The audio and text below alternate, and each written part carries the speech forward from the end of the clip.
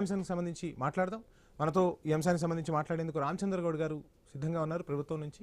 రామచంద్ర గౌడ్ గారు, మీరు ఎన్నో సభలు నిర్వహించారు, సమావేశాలు నిర్వహించారు, మీ పార్టీలో ముఖ్య నేతలు పాదయాత్రలు చేశారు. గతంలో మీరు ఏవైతే సభలు సమావేశాలు నిర్వహించుకోవడానికి అనుమతులు ఇవ్వలేదు, గత బీఆర్ఎస్ ప్రభుత్వం నిరంకుశంగా మమ్మల్ని అణిచివేసిందన్నారు.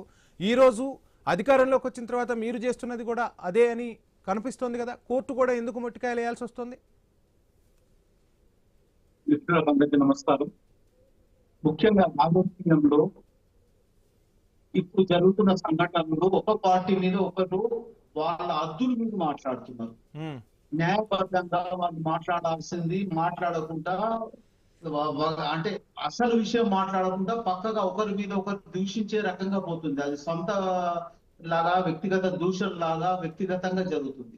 నిజానికి ప్రజాస్వామ్యంలో ప్రజాబద్ధంగా ప్రతి ఒక్కరు కూడా ప్రజాకి అంటే న్యాయబద్ధంగా మాట్లాడాల్సింది పార్లమెంట్ వర్డ్స్ ఉపయోగించాలి. ప్రతిపక్షమైనా అధికార పక్షమైనా ఇంకెవరైనా కానీ ఈ ఒక 5-6 సంవత్సరాల నుంచి చూస్తున్నాము. మనకు గతమనకు ప్రస్తుతమనకు, గతమైనా ప్రస్తుతమైనా అది దాటిపోతుంది. ఎవరైనా దాన్ని మార్చుకునే ప్రయత్నం చేయాలని మీ ద్వారా తెలియజేస్తుంది. అది మీ పార్టీ నేతలకు కూడా చెప్తున్నారా ఈ న్యూస్ వేదికగా? అందరికీ అన్ని రాజకీయ పక్షాలకు చెప్తున్నాం. అంటే ఒకరి మీద ఒకరు అధికారం ఉన్నప్పుడు అంటే కాయలు అంటే పండ్లున్న చెట్టుకే రాళ్ళు పడుతుంటాయి. అవి సహజంగానే ఎన్నో రకాలుగా మాట్లాడుతుండ్రు, అసలు అప్పు పప్పు లేకుండా మాట్లాడుతుండ్రు. ఆ దాన్ని కంట్రోల్ చేసుకుంటా మాట్లాడుకుంటే ముఖ్యంగా ప్రతిపక్షానికి కూడా చేస్తున్నాం. మనం ప్రతిపక్షంలో సభలు సమావేశాలు పెట్టుకోవచ్చు. అదే రకంగా మనకు ప్రజాస్వామ్య బద్దంగా అసెంబ్లీ ఉంది, అసెంబ్లీలో మాట్లాడవచ్చు, ప్రతి దాంట్లో కూడా మాట్లాడవచ్చు. ఈ రోజు కూడా నేను మాట్లాడాల్సిన విషయం మీరు కూడా ఖచ్చితంగా వినండి.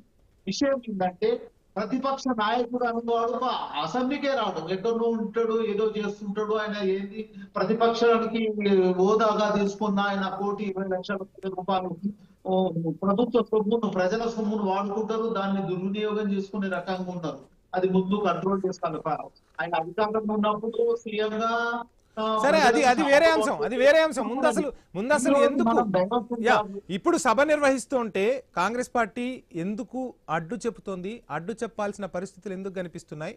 ఇందాక శ్రీనివాస్ గారు చెప్పినట్టుగా ఏవైతే గ్యారంటీలు ఇచ్చారో ఆ గ్యారంటీలు అమలు చేయనప్పుడు ప్రశ్నించే హక్కు మాకు లేదా? ప్రజల తరపున ప్రశ్నించడం మా బాధ్యత కాదా? బాధ్యత గల ప్రతిపక్షంగా అప్పుడు సభా సమావేశం నిర్వహించుకుంటే ఎందుకింత వీళ్లకు ఉలుకు అంటే దానికి సమాధానం చెప్పలేని పరిస్థితిలో కాంగ్రెస్ ఉంది కాబట్టే సభను రద్దు చేస్తుంది అనేది వాళ్ళ ప్రశ్న.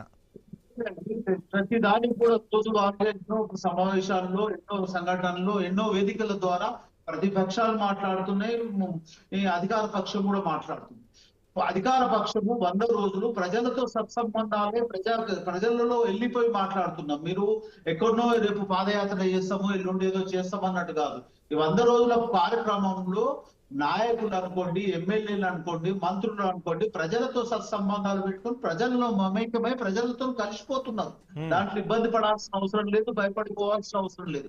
మీరు ప్రజాస్వామ్య బద్ధంగా కోర్టు నుంచి రావాలా, ఏది వస్తుందా అని పర్మిషన్ తీసుకొని దాంట్లో వాళ్ళు కొన్ని కండిషన్లతోని ఇస్తారు. ఆ కండిషన్ల ప్రకారం మీకు కోర్టు పోవద్దని ఎవరంటే లేదు కదా, కోర్టు ద్వారా తీసుకొని దాన్ని వాళ్ళు మాట్లాడే పద్ధతిలో కొన్ని విపరీతార్థంగా అంటే మాట్లాడాల్సిన మాటలు కాకుండా వేరే మాటలు మాట్లాడుకుంటే ఇబ్బందికరంగా మాట్లాడుతున్న విషయంలో రామచంద్ర గౌడ్ గారు సమయం ఇస్తాం ప్రజాస్వామ్యబద్ధంగా మీరు మాట్లాడండి, ప్రజాస్వామ్యబద్ధంగా తీసుకోండి. దాంట్లో ఇబ్బంది పడాల్సిన అవసరం లేదు. ఏదో నోటికి వచ్చినట్టు మాట్లాడి విపరీతార్థంగా మాట్లాడితే మాత్రం అంతకంటే ఎక్కువ కూడా ప్రతిపక్షాలకు జవాబు చెప్పాల్సిన పరిస్థితి వస్తుంది. మీరు పర్మిషన్ తీసుకొని చేయండి. ఇంతకు ముందు ఎట్లుందో ప్రకారం ఏ రకంగా ఇస్తారో కోర్టు ద్వారా వచ్చిన ప్రకారం చేయండి.